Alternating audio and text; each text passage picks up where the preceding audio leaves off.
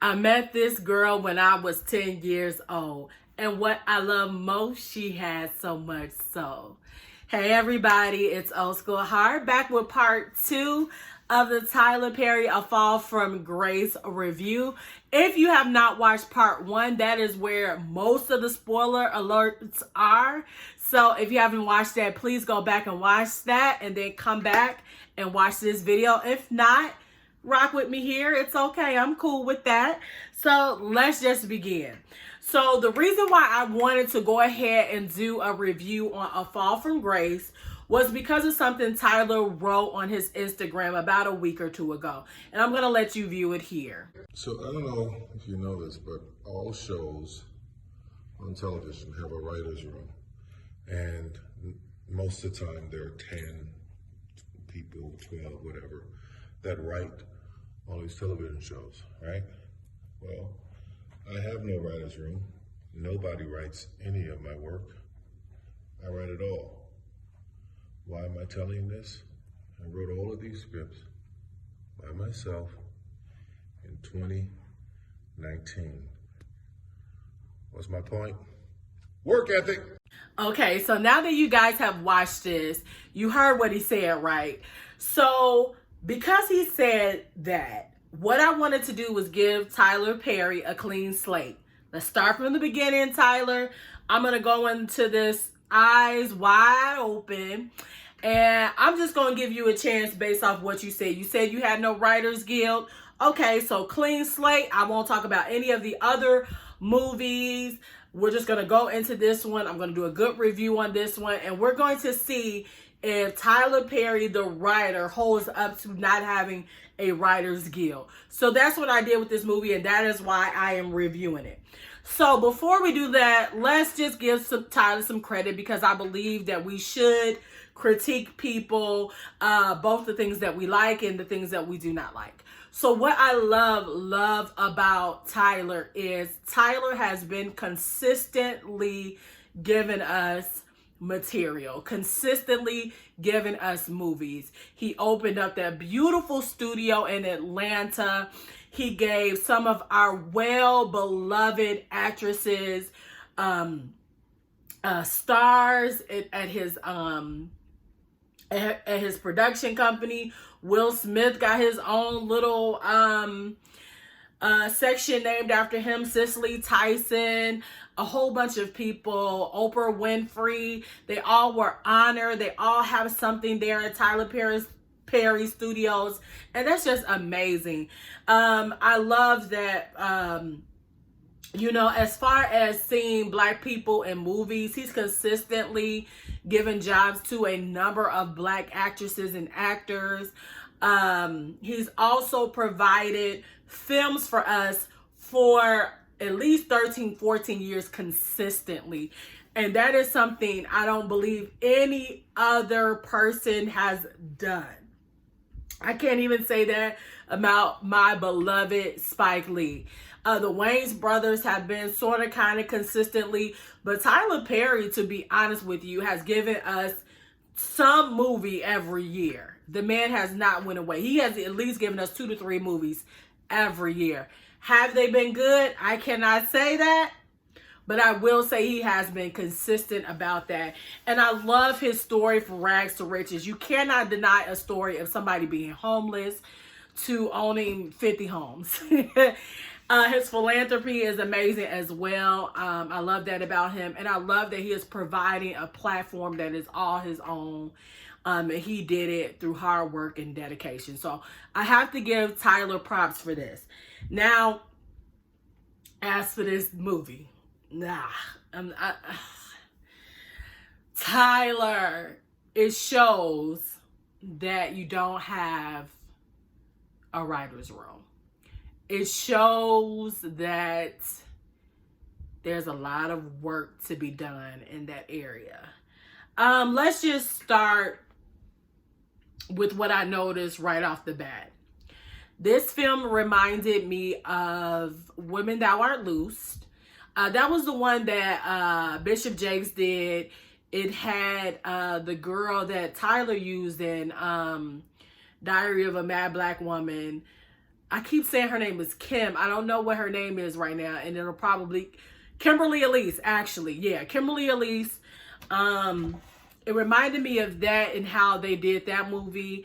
That was an okay movie. It wasn't all that. But it reminded me of that one, and it also reminded me of Cover. Cover had Leon in it. That's the movie where the man was on the lowdown and he had a full committed relationship with another dude and he moved the wife out there. I don't know if y'all remember that movie.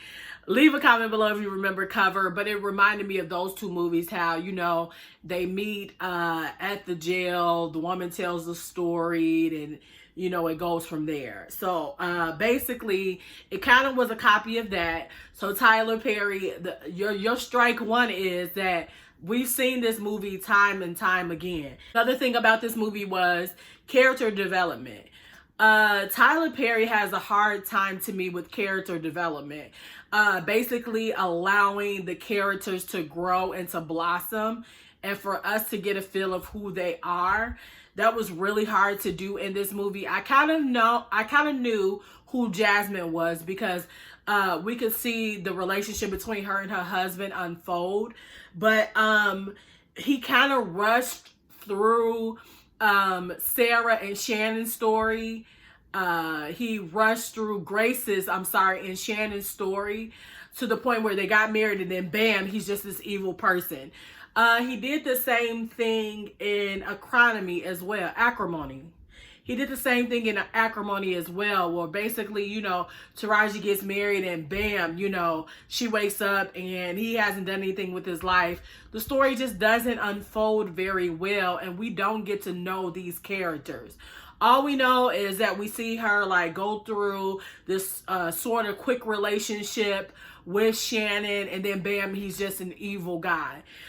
We barely get any hints of him being evil. The only thing that we can go off of basically is him consistently, well, he didn't even consistently ask about the money. He asked about the money 2 or 3 times. But to me, that wasn't a red flag as much. But I think sometimes he just lacks character development. He does that also, like, I'm trying, y'all, to get through Sisters, but Sisters is irritating the shit out of me. But in Sisters, one of the things that I'm noticing is that everybody else has character is sort of kind of developing, but Danny's character is very lackluster. We don't have a glimpse of who she is other than this pot smoking, I tell the truth, thicker girl. You know, we don't have a backstory for her, you know, and it's kind of annoying because the other 3 women, I kind of feel like we know them a lot more. Also, I mean, if Tyler had a writer's room, he would also know that you are going to jail immediately for embezzlement. They're not about to do no investigation. You're going to jail. And so the reality is, like, Grace would have been put in jail. Like, she just would have been put in jail. That would have been the end of the movie. And that was an inconsistency that I saw as well. Let's just get to the biggest part of it all, really.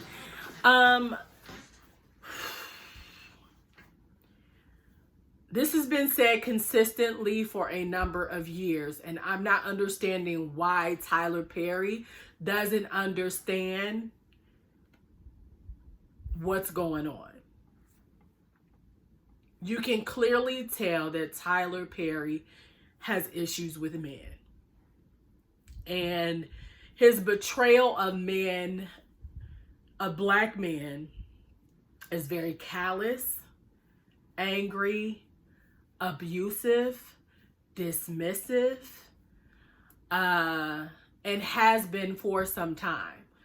Now, I think that Tyler believes that as long as he puts a loving black male character somewhere in the mix, that it will fade out the harshness of the Black character, abusive character. And he does that quite consistently. Diary of a Mad Black Woman, you know, Shamar Moore was the sweet, nurturing, loving guy. Whereas, you know, the husband was mean and callous. Diary of Medea's Family Reunion. Boris Kojo's character was sweet and mild and loving and caring and patient. Blair Underwood's character was abusive and angry and mean and demanding. Even with For Color Girls, you had Michael Ealy's character who was very abusive, and Hill Harper's character that was understanding and loving.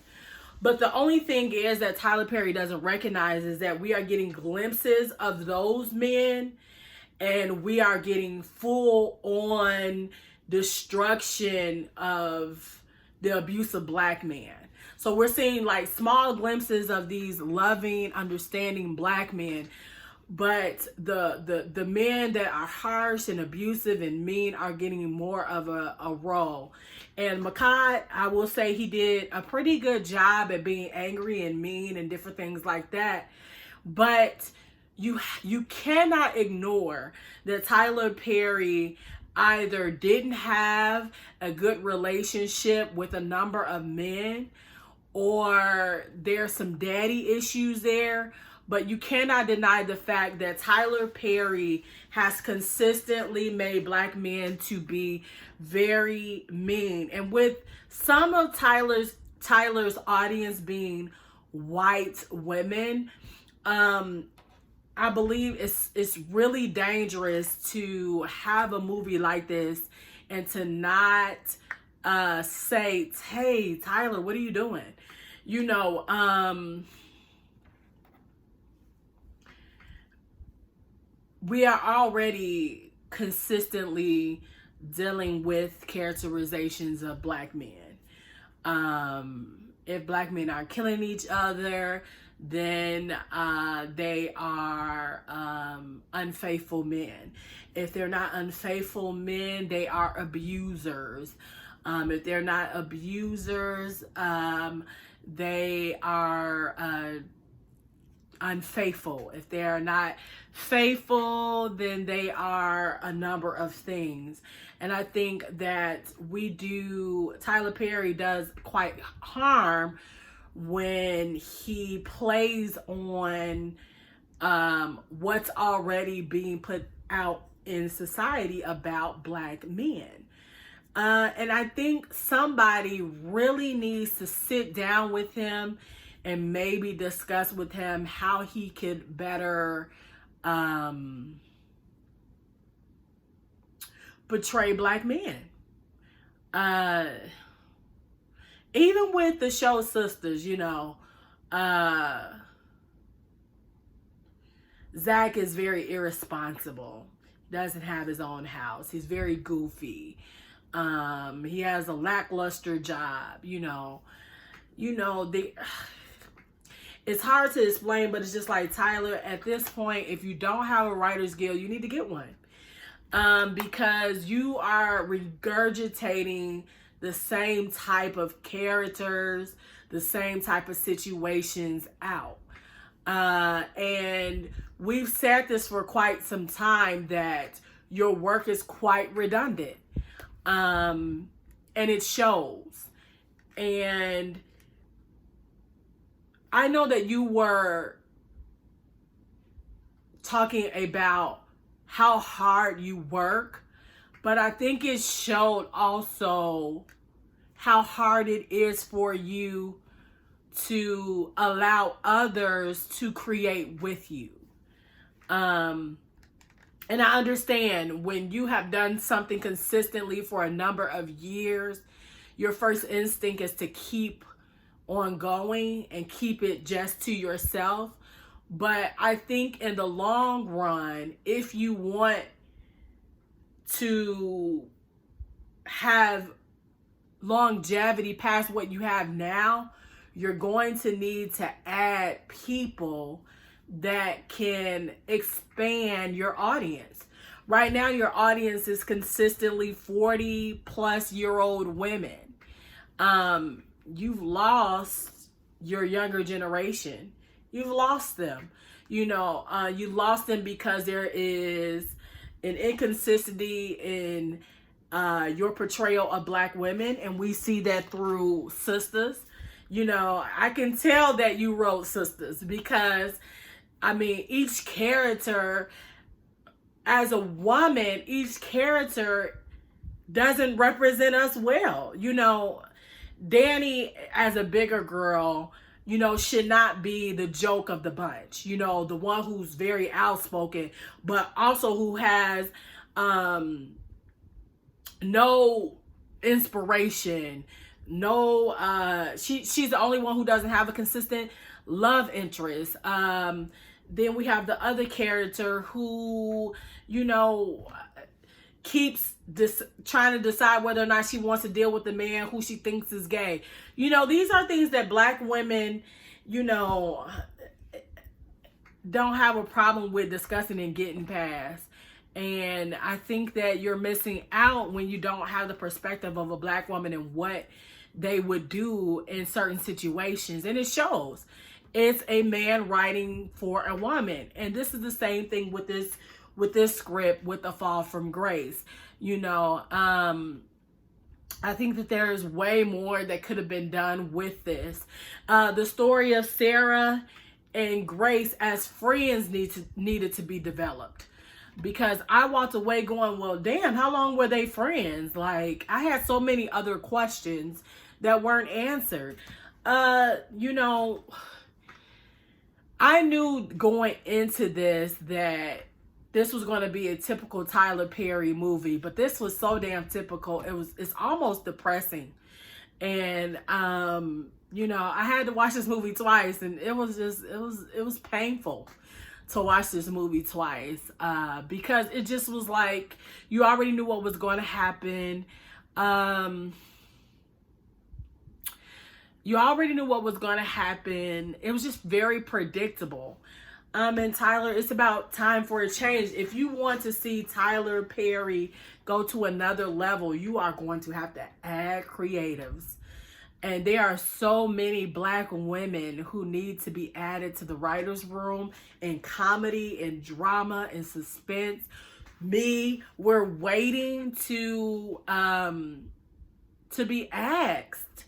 And we're waiting to have a seat at the table. But you got to give it to us, Tyler. And I understand you've given us a lot of seats at the table. There's a lot of actresses and other people that you use. But you need some help with your writing, bro. And you need some help now. Yeah, that's about it, guys. Please like this video. Please share this video. Comment on if you've seen A Fall from Grace. Did you like it? What about the betrayals in the movie? Were they good? Were they bad? Do you think that Tyler Perry needs to add a writer's room to all of the shows that he has? Maybe he could make one show his pet and the others he adds people so that he'll have a little bit of that control that he so desperately wants. I don't know. But I do want to see him do better. So this is Old School Heart. I will see you again sometime this week. I'm going to be doing a couple of new things. And so I hope you have a great week. Please also, if you're not subscribed to Body of Rafa, please go ahead and do that. Leaving Sunday will be up as well. So this is Old School Heart. Have a good day. Bye-bye.